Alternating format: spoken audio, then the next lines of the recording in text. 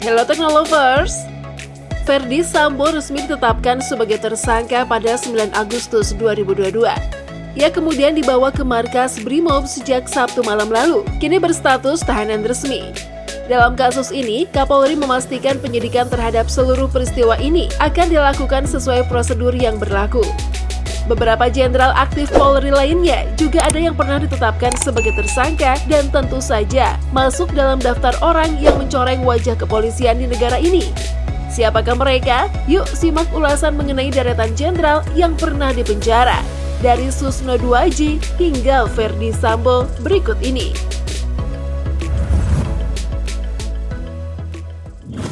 Posisi pertama ada mantan Direktur Reserse Kriminal Polri, Komjen Purnawirawan Susno Duaji. Merupakan sosok yang dikenal dengan istilah kontroversial yang menggambarkan persaingan antara Komisi Pemberantasan Korupsi atau KPK dengan Polri. Susno kemudian dikenal dengan ungkapan kadal dan buaya. Pernah menjadi buronan. Pada saat itu, Susno Duaji akhirnya menyerahkan diri ke Kejaksaan Agung pada Kamis malam, 2 Mei 2013 silam, setelah 4 hari menjadi buron. Putusan Pengadilan Negeri Jakarta Selatan telah memvonisnya 3 tahun 6 bulan penjara, di mana ia saat itu mendekam di Lapas Pondok Rajek di Cibinong, Kabupaten Bogor, Jawa Barat. Eksekusi Susno Duaji sendiri pernah gagal berkali-kali. Susno selalu mangkir saat dipanggil kejaksaan. Pada Rabu 24 April 2013 lalu, Susno melawan ketika tim jaksa gabungan mencoba memaksanya dari rumahnya di distrik Dago, Pakar, Bandung ke penjara Sukamiskin Kota. Ia mengaku tidak ingin masuk penjara. Susno kemudian akhirnya dipenjara dengan 2 dakwaan. Yang pertama, menjalani hukuman 3 tahun 6 bulan.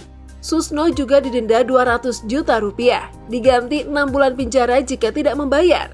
Susno juga dijerat dengan dakwaan kelima, pasal 11 Undang-Undang Pemberantasan Tindak Pidana Korupsi dengan tuduhan menerima suap sebesar 500 juta rupiah ketika menangani kasus PT Salmah Arwana Lestari atau SAL.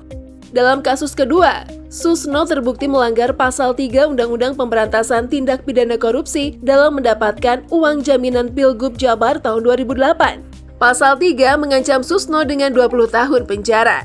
Saat ini, Susno telah menghirup udara segar.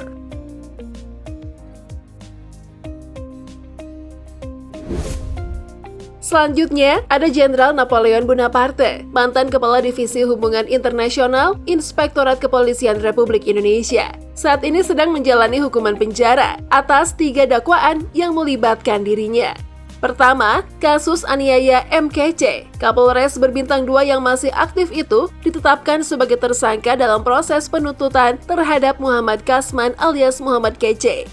Menurut keterangan polisi, MKC dianiaya oleh Napoleon pada 25 Agustus 2021. Pada hari pertama, Kece ditangkap oleh Bareskrim Polri.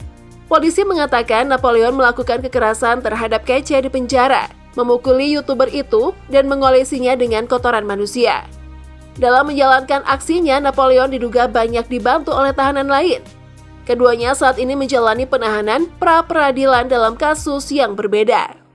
Kedua, kasus tindak pidana pencucian uang atau TPPU. Irjen Napoleon ditetapkan sebagai tersangka kasus TPPU terkait Red Notice Joko Chandra setelah polisi melaksanakan sejumlah gelar perkara. Ketiga, kasus suap. Napoleon dihukum karena memberikan Red Notice di Interpol atas nama Joko Chandra.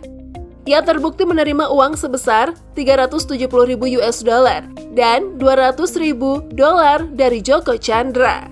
Dana tersebut diberikan melalui perantara Tommy Sumaldi untuk membantu proses penghapusan nama Joko Chandra dari daftar orang yang dicari atau DPO yang dikelola Ditjen Imigrasi.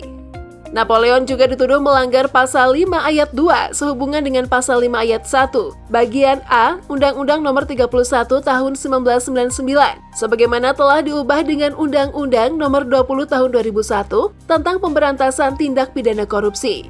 Sehubungan dengan pasal 55 ayat 1 KUHP. Irjen divonis oleh Hakim Pengadilan Tindak Pidana Korupsi Jakarta 4 tahun penjara, ditambah denda 100 juta rupiah. Hukuman tersebut lebih berat dari tuntutan Jaksa Penuntut Umum atau JPU, yang meliputi 3 tahun penjara dan denda 100 juta rupiah dan 6 bulan penjara. Hakim menilai tuntutan jaksa terlalu ringan.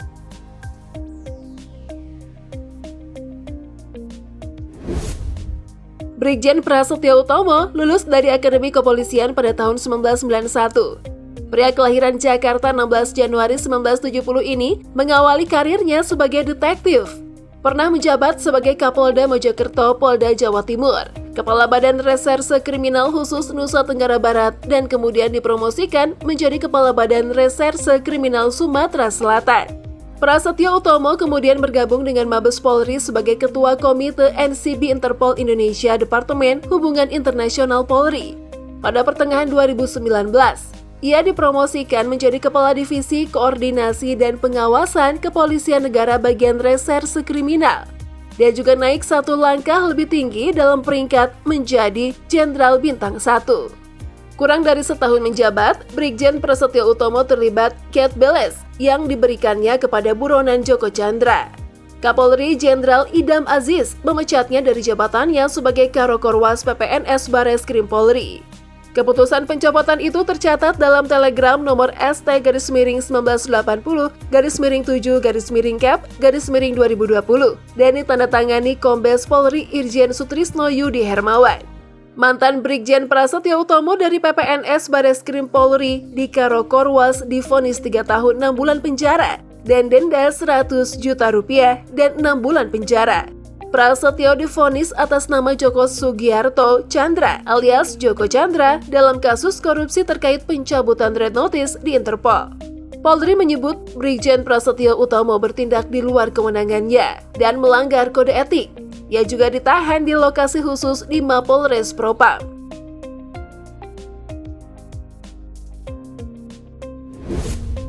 Irjen Verdi Sambo juga merupakan salah satu perwira tinggi Polri yang masuk dalam daftar rapot merah deretan Jenderal Polri yang masuk BUI. Ia terjerat kasus pembunuhan berencana yang terjadi di kediamannya. Pada tanggal 8 Juli 2022, Irjen Verdi Sambo, mantan Kapolres Propam ini, ditetapkan sebagai tersangka pembunuhan Brigjen Nofriansyah Yosua Huta Barat di kediaman Brigjen J. Verdi Sambo. Dikenal karena perannya dalam memerintahkan Barada Richard Eliezer untuk menembak salah satu ajudannya. Verdi Sambo kini menjadi tersangka dan ditahan di markas Brimob Kelapa II. Jenderal Listio Sigit Prabowo, Kepala Kepolisian Negara Republik Indonesia atau Kapolri, mengumumkan bahwa 4 pasal 340 KUHP akan berlaku bersama dengan pasal 55 dan 56. Sementara itu, pakar hukum pidana Universitas Muhammadiyah Jakarta atau UMJ, Huda mengatakan banyak pasal yang bisa dikenakan kepada Irjen Verdi Sambo dalam kasus meninggalnya Brigjen Nofriansyah Yosua Huta Barat. Selain itu, Sambo diyakini paling bertanggung jawab atas hilangnya banyak barang bukti di rumahnya, termasuk CCTV. Verdi Sambo paling tidak bisa dijerat pasal 221 KUHP, selebihnya bisa dijerat pasal 338 bersama pasal 340 KUHP, dan kemudian pasal 46 Undang-Undang ITE bersama pasal 30 Undang-Undang ITE.